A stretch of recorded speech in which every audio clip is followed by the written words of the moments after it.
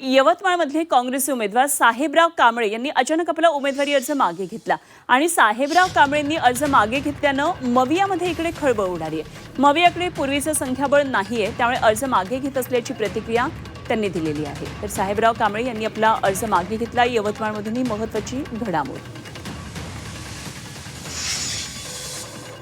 आमच्याकडे सध्या संख्याबळ पुरेशी नसल्या कारणाने आपण हे निवडणूक जिंकू शकत नाही अशी माझी धारणा झाली आहे। मी जर फॉर्म भरला नसता तर महाविकास आघाडीकडे कोणी निवडणूक बिनविरोध झाली असती।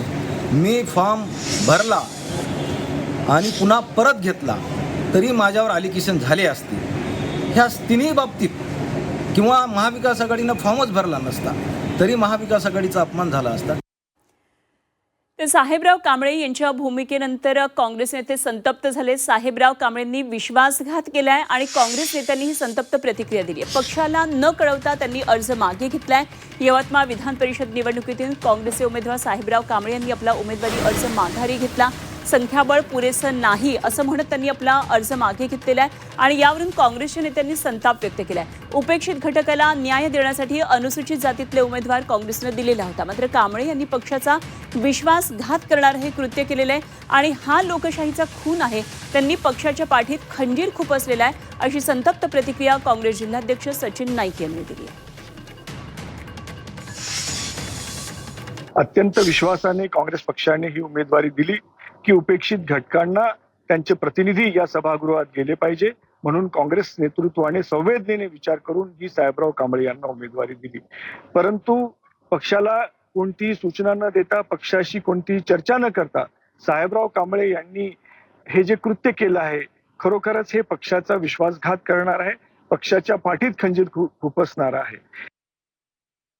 मधून महत्त्वाची प्रतिक्रिया काँग्रेस नेत्यांची। एकंदरीतच विदर्भात या संदर्भात काय नेमकं चित्र आहे जाणून घेऊया। आमचे प्रतिनिधी अमर काणे आपल्याबरोबर जोडले गेलेले आहेत। अमर, एकंदरीतच विधान परिषदेचं हे सगळं गणित पाहता विदर्भामध्ये नेमकं काय चित्र आता 5 जागांसाठीचं दिसतंय?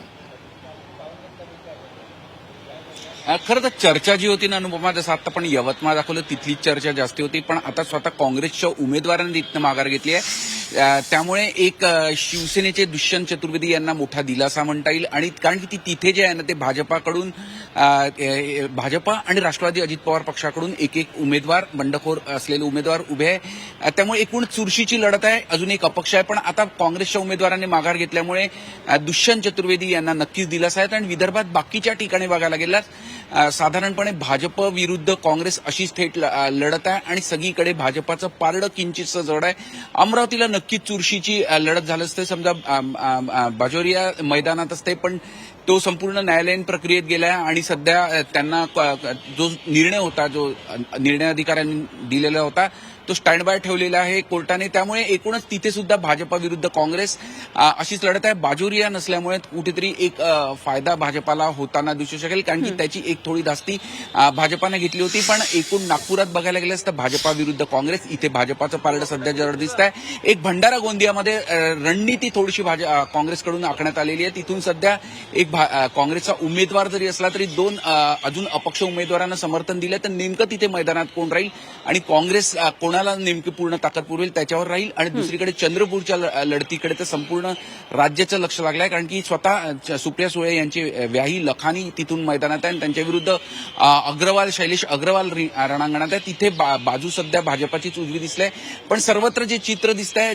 जसं आपण नाशिक किंवा पुण्याला बघितलेलं आहे तशी बंडखोरीचे चित्र फारसं दिसत नाही। यवतमाळला थोडंफार सगळ्यांचं लक्ष राहणार, कारण की तिथे भाजप आणि राष्ट्रवादीचे उमेदवार अजूनही मैदानात आहेत। ते आज 3 वाजेपर्यंत माघार घेतील का याकडे सगळ्यांचं लक्ष असेल। निश्चितच, म्हणजे थेट लढती आहेत, त्यामुळे विशेषतः फार काही वेगळ्या घडामोडी घडतील अशी अपेक्षा नाहीये, पण अर्थातच यामध्ये काही ट्विस्टही येऊ शकतात, तर निश्चित यावर लक्ष ठेवून राहा अमर। आपण वेळोवेळी चर्चा करूया, आणखी माहिती जाणून घेत राहू। तुर्तास धन्यवाद। अमर काणे आमचे प्रतिनिधी आपल्याबरोबर होते।